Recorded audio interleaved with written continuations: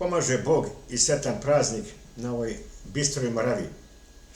Danas je praznik svetoga Kirijaka, očelnika Miholjana, pustonožitelja, Anahorete. Pa ću ovo sada na ovoj bistroj Moraviji pročitati: dosta je Srbine bilo bre, urazumite se što pre, jer pored apokalipsa kuca na vrata. Trgnite se što pre. Kada otvorite ovaj đavolizor, televizor, vidite sve i svašta. Tu su razne montaže, ali već je počelo da se odbrojava i da kuca vreme. Ono što su prorekli otac Elpidije, Geokon, Sava Helios Grk, naš iz Bošnjanski Gavrilo i Tade Vitovnički i mnogi drugi, da je to počelo već da se naznačava dolazak tog vremena. Tako da sada ću vam ja pročitati od svetog Arhimestra Popovića Ćelijskoga žitije, svetog našeg Kirijaka, očelnika Miholjana. Evanđelje Hristovo reči su velike. Ako ko hoće za mnom ići, neka se odreče sebe i uzme krst svoj, ide za mnom. Shvativši da se ove reči odnose na njega, Kirijak odmah iziđe iz crkve i ne govoreći nikome o svojoj nameri, ode na pristanište tamo i nađe jednu lađu koja je išla za Palestinu. Uđe u nju s nadom u Boga, otputova na njoj. Kirijaku beše 80 godina. Kada ko drugi, Jakov, otide iz dome oca svoga, ostavivši se sve radi Boga. I ubrzo stiže u sveti grad Jerusalim, gde je episkopom beše Anastasije. To je bio u 8. godini njegovog episkopstvovanja, u 9. godini carovanja cara Lava. Odmah se iznuliše, on svoje telo je sveti Kirijak iznurivaše strogim postom, bdenjem i molitvom. Danju je svesredno radio za manastir, a noć je stajao na molitvi, malo kad, predajući se snu, i postio se strogo, jer svaki drugi dan jeo je hleba i malo vode. Kada se pak dešavalo da po običaju u praznične dane okusi malo i vina, on ga je tada razblažavao vodom, pa je jele je razblažavao. Lišen dobroga druga, sveti Kirijak naloži na sebe zavet dubokog ćutanja u daljem svom nastavku podvizavanja i živješe, zatvoriše se u keliji kao u grobu, a razgovareći samo sa Bogom jedinim, i ostane u toj obitelji 10 godina. I njoj bi rukopoložen za đakona. U to vreme oba manastira Jeftimijev i Teokstitov imađeše podjednako opštežiće isto uređenje, gde se ustava velikoga Jeftimija. Jer Pahomije Antonije, a Jeftimije veliki Teodor Studit, ta 4 svetlija Božija, oni su osnovali monaški ustav. Međutim, vrag poseja neku smutnju i napravi između 2 manastira razdor i podeljenost. Ožalošćeni time sveti Kirijak ode u manastir Sukijski, osnova uređen prepodnik Haritonom, pošto bi tamo primljen kao iskušenik, on stade prohoditi poslušanje. Zaželeši da vodi još stroži život, prepodnik Kirijak u svojoj 70. godini pođe u pustinju. On uze sa sobom jednog učenika i posle mnogo dana putove on dođe u pustinju zvanu Natufa i nastane su u njoj, nemajući ništa za ishranu, jer zelje te pustinje beše veoma gorko. On se pomoli Bogu, verujući u njegovu dobrotu, i reče učeniku: idi čedo i naberi zelja i svari ga. Učenik postupi po svetiljom naređenju i Bog koji hrani sve koji su njega uzdaju, pretvori gorčinu toga zelja u slatko. I on se hranjeh u njime 4 godine.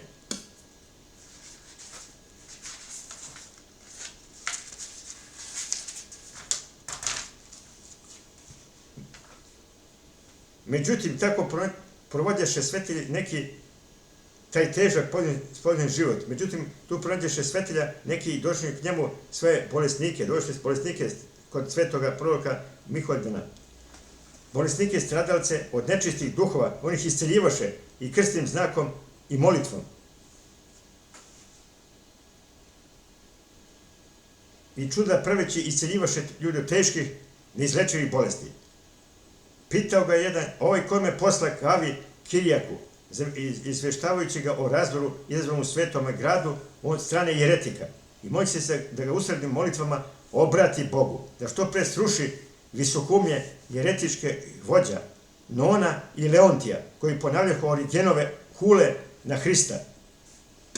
Podružujući svoju poučnu reč, prepovedni Kirijak im dokazivši bezumlje i obmanu origenista i kazi mi da su mi božanskim otkrivenjem pokazana štetnost ove jeresi i pogubno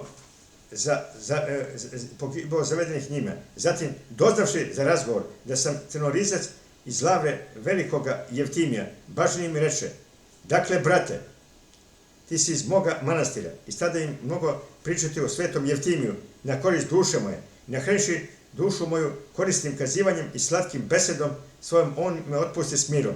I uskoro zatim zbi se proročanstvo blaženoga Kirijaka Miholdana, jer vođe jerese iznenada umreše i retičko društvo se raspade i prestade gonjenje na pravoslavne. Tada prepovednik Kirijak, oslobodivši se brige, ode iz peštere prepovednog Haritona, opet u Suskim 99. godini svoga života, i provede tamo po molitvenom Tihoju 8 godina.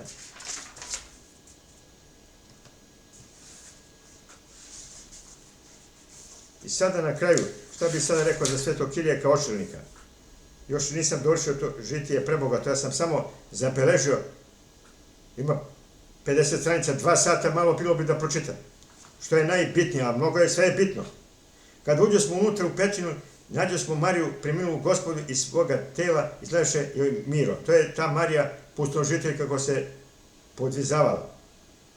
No nemajući sa sobom ništa u što bi je mogli obući, u čemu sahraniti, uputimo su manastir, od toga donesli smo sve potrebno. I pošto obukli smo blaženu, mi je sahranili smo u pećini i zatvorili smo ulaz vrata.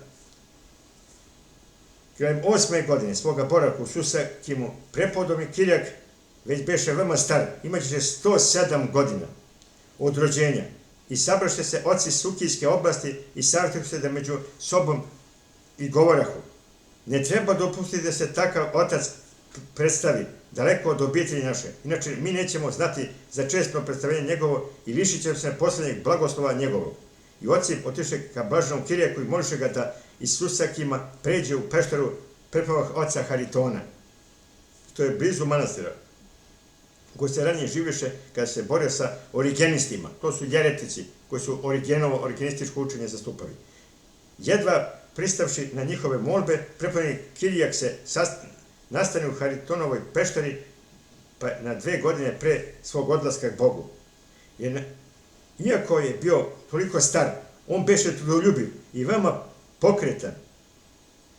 Nikada on nije bio besposlen, ali ili se molio ili šta radio, beše to čovjek vrlo pristupačan, prozorljiv, poučljiv, pravoveran, rastom visok i snažan i zdrav telom, i beše pun duha svetoga, blagodati Božje, a kada ga Gospod naš blagoslovi, da ga posle mnogih trudova njegove preseli u nebeski pokoj, prepovednik se razbole telom i bolova malo dana, prizavši k sebi igumana, te obitelji i bratiju, poučih o spasenju i celivših i sve blagoslovih. Zatim, pogledavši u nebo, raširivši ruke, on se pomoli za svu bratiju i pred česnu i svetu dušu svoju ruke Gospodu. 29. septembra 557. godine požive on svega 109 godina, a bratija mnogo plakavši za njim pogreboše sveto telo njegovo sa psalmima i poemima slaveći Boga i spominjući mnogogodišnje trudove ugodne njegove Bogu.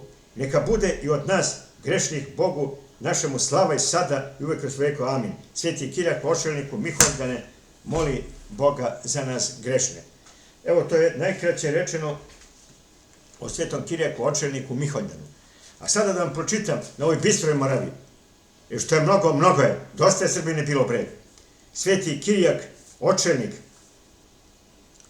Kirijak Očelnik u pustinji Tihoj umislio o Bogu beše utonuo i o svojoj duši od strasti zatihlo i o prvom danu kako je svanulo. U tom lagano u dveru kucnu neko, molitvama svjatih reče i otvori. To mu inog beše od gladi pokleko. Prosti oče, glad me hoće da umori. Kirijak očuta pa mu blago reče: plot je slaba kad je stegne obuž posta, no grešne se duše bez posta ne leče. Molitva se postom nije od hrane dosta. Kad bezgrešni posti 40 dana, koliko treba grešni da posti suše, da im strast zemaljska bude obuzdana, te nebeskom carstvu da uprave duše. Zaplaka se Inok, zaista je tako, no slab sam i grešan, ti oče oprosti. Zemlja tvrdo veže, pa mi nije lako, iz nemogu oče ogolaše kosti. Sažali se starac i on se zaplaka, ni suhom u lice suza suzu stiže. Ljudska sudba, sinko, svuda je jednaka. Starac reče, pa duh ka Bogu uzdiže. Pa zavapi starac Bogu svemoćnome. Pa zavapi starac bez daha i reči. Zar glad da nas mori u prisustvu tvome, koje tebi, Bože, od čoveka preči? Čaj nam cenu diže nad prirodom celom, ti nas plati sobom kad na krst izdahnu. Duša naša još je vezana sa telom, u pustinji ovoj sad nam stvori hranu. Pa sputiša starac, odgovor čekaše, žutog beše lica ko sneg bele brade, a Inok pogružen kraj starca klečaše. Najednom će starac, hajd pođi ti sade. Ti znaš gorko zelje što u pustinji đika, što nikakva zverka kušati ga ne sme. To će biti hrana za nas dva grešnika, ukuvaj ga jedi pa produži pesme. Inok tako dela i za vrijeme kratko, prigotovi jelo, jesti ga poče. Zadivi se Inok, zelje beše slatko, brže trči starcu, ogle čuda oče. No starac udubljen, ništa mu ne reče, jer on milost Božju odavno poznade, nego odmah suhim kolenima kleče, blagodarnost Bogu kroz suze vozdade. Prošlo dugo vreme, ne beše bez hrane, Inok veseo zelje svakog dana kuha. Jedno jutro putnik u pustinju bane, Kirijaka traži i donese kruha. Inok zelje sprema da se kruhom jedu, šapće psalme, a na lonac motri zorko i o ručku misli ko slatkom medu, a skuvano zelje tada beše gorko. Zaprepašten Inok brže starcu trči, da saopšti bedu i da čuje suda. Starac krotko reče, ćuti i ne vrči, kad potrebe nema, Bog ne čini čuda. Dok nema smo hleba, Bog nam čudost dela i pregorko zelje u slatko obrati. Sad na što nam zelje kod to hleba bela, zato Bog gorčinu u zelju opet vrati. Bog ne stvara čuda da se samo kaže, ne stvara ga kada čudo i ne treba. No ljudima čudom muke da su blaže, i to kad je grešna i prešna potreba, da nahrani telo, da zapoji dušu, da svašta suvišno dovede na meru, da ustavi potop, da orosi sušu, da ozdravi bolne, da utvrdi veru. Takva čuda čini Gospod uviđavni, takva čuda čini od vremena davni. Amin Bože daj. Sveti vladika Nikolaj Žički je napisao ovu pesmu posvećenu svetome Kirijaku, očelniku Miholdanu.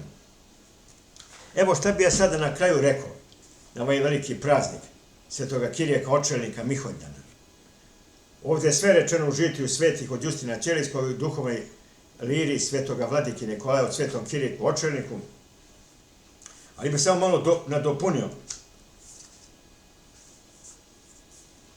da ove posljednje dane koje smo već, da kažemo, zakasili i uleteli smo u taj, ušli smo u taj vagon koji juri taj voz apokaliptični, neuzastavljenom brzinom i melje sve pred sobom i gazi sve pred sobom.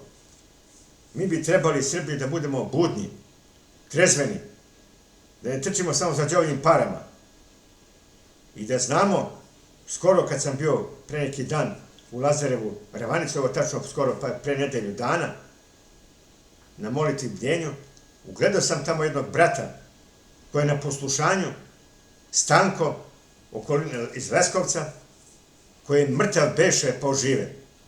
I Bog ga je u 33. godini života, sad ima 66 i 7. počela, Bog ga je pre 33 godine uzeo mu dušu i proveo, pokazao mu rajska naselja i tamo ognjeni pakao, ognjeno jezero, gdje se muče grešne duše. i vratio ga. On je bio 25 sati u sanduku, ohladio se. Ćerkica mu bila mala koja je plakala, to je video posle. Njegova duša je sve posmatrala telo i okolinu. Vidio je sve ucveljene. I kada je oživao, kada je došao sveštenik, i ja sam ga odmah pitao, a šta si ti njega, brate, pitao tog sveštenika, kad si ti otvorio oči i polako se, da kažem, probudio kao iz dubokog sna. A on je rekao mu sveštenik, pišmali se cake, takvom leskovačkom uzrečicom. Hoću da kažem, ili coke, kako beše, coke pišmali se. Znači, zato što ga je Bog vratio iz mrtvih, pokazao mu rajska naselja, pokazao ognjeno pakleno jezero gde se muče grešne duše, to je vidio neke poznanike. Sad su sitni detalji da vam ne pričam, možete pričati 2 sata o tome. Hoću da kažem, i mnogi su primjeri. On je sada na poslušanju u Lazarovoj ravanici i čuva jednog oca Nikolaja. Hoću da kažem samo da, što je on sam rekao, ljudi, ne igrajte se i ne zavaravajte se, raj i pakao postoji. Mnogi žele da stupe ono što sam ranije pričao, na ranijim videoklipovima, da razgovaraju sa Bogom, da uspostave kontakt. Naše su duše uprljene, naše srce je prljavo, i tamo stoji blaženi su čisti srcima se Gospoda vidjeti. U tebi izvor života, tvojom svetlošću vidimo svetlost. Ako očistimo srce za Boga, brzo bi se uselio Bog. To nije neka privilegija. Bog ne gleda ko je ko. Da li iz carskog roda, da li iz prosjačkog, da li iz siromašnog. On svaku dušu gleda isto. I posmatra istim očima. On je milostiv za sve. I za bogati i siromašne. Daje kišu i bogatim i siromašnim i lenjim i vrednima. A ne kaže ove ću dam, ove neću. Tako da je Bog pravedan sudija. Da se ne kaže da je njegova pravda večna i zakon istina. Njegove su reči čiste, srebrovate, očišćene 7 puta pretopljene. Sad su od zlata i drvo kamenje od meda koja teče iz sađa. Prema tome, on je najpravedniji sudija i svako srce proverava. Kako je ko, kad izađe duša iz telo, prolazi ona 20 mitarstva. Znači 20 mitarstva. Tako da skratim samo priču o tome, to je široka tema. Ne bi trebali da se igramo sa večnim životom. Eno i kandilo svetoga Vasilija, ostroškoga čudotvorca, koji ima vlast pred Bogom i mrtve da podiže. To je pričao još usopšno pokojni prepni otac Joj Ćilavski kraj Lašina, kada je jednu ženu isto vaskrsio iz mrtvih. I ne samo tu ženu, mnoge je vaskrsio. I mnoge je duhovno vaskrsio i obnovio. Ali to je kao zrno na dnu peska. Jedan primer sam te žene koja je umrela od trovanja na porođaju i on je podigao iz mrtvih. Duno je u usta i ona je ustala. Tako da je, hoću da kažem, mnogi se igraju sa večnim životom. I duša na 20 mitarstva, to bi trebao jedan dan da vam pročitam. To je možda više od 20 minuta, 25, koja je objavila preplavna Teodora, blažena Teodora koja je preplavna Grigoriju. Grigorije je imao viđenje Teodorevo o tim mitarstvima. Greh jezika, o svemu ima to. 20 do jeretičko i kriva učenja. A ističe, kaže, duša koja je upražnjavala, ističe kao plamen peće s tog mesta ne može uteći. Duša mora, da kad stremi ka Bogu, da prođe sve te lestvice, da je đavoli ne bi oborili i ubacili to, što kaže brat Stanko, jezero, ognjeno jezero. Prema tome, mnogi koji su prvoklasni antihristi i ekumenisti, nemoj da se igraju sa večnim životom i zavaravaju se. Sve što budemo, što kažu apostolu, svezali na zemlji, bit će svezano na nebu. Što razrešimo se od nekog greha, svog ličnog, bit ćemo razrešeni na nebu. Zato krenimo odmah u sukobu sa samim sobom. Jer koji pobedi sebe i sve prljavštine, i sve strasti, i sve nakaznosti, taj je zadobio ceo svet. Ne jednu državu, ko što su ratovali silnici, carevi, jedan grad, jednu državu, nego ceo svet. Tad je svet mali za čoveka. Kad čisto srce očisti i useli Hrista, tad svet ne znači ništa, svet je mali. A dok me đavo diktira iz srca, svet mu je uvek fali, uvek mu treba još veći. Uvek mu malo ceo svet da mu staviš u usta. Ovo svet mu je mali kada očisti srce i useli Hrista. Zato na kraju ja bih rekao, ovoj bistroj Moravi, ne gubimo vreme, pokajimo se svi, idemo na pravoslavnom kursu, pravoslavnom, odbacimo ekumenizam koji vuče 500 jeresti, oni prokleti na Kritu, kritski sporazum, jeretički, to da bacimo u oganj, to je kritski sporazum, to je đavolji sporazum, kako ime koje ljubavi, koje bratstva, ljubavi sa đavolima, palim anđelima, sa nakaznim učenjima. Mi se onda podvojimo njima i zarađujemo ono najgore mesto. Gde će, kaže, kad se duša ispituje, stiće kao plamen peći, ali s tog mesta od 5000 stepeni ne može uteći. Zato nek mu pojedi pravoslavne svetosavlje. Na ovoj bistroj Moravi dosta je Srbine bilo pre. Urazumite se što pre, jer pod apokalipsa kuca na vrata. Trgnite se što pre, jer što je mnogo, mnogo je. Nek pobedi pravoslavlje, svetosavlje, amin Bože daj, i sveti naš bogonosni oče Vasilije, Ostroški čudotvorče, mitropolite Zahvalnički, današnji sveti Kirijaku, očelniku, Miholj, da ne moli Boga za nas. U ime Oca i Sina i Svetoga Duha, sada i u vekove vekova. Amin.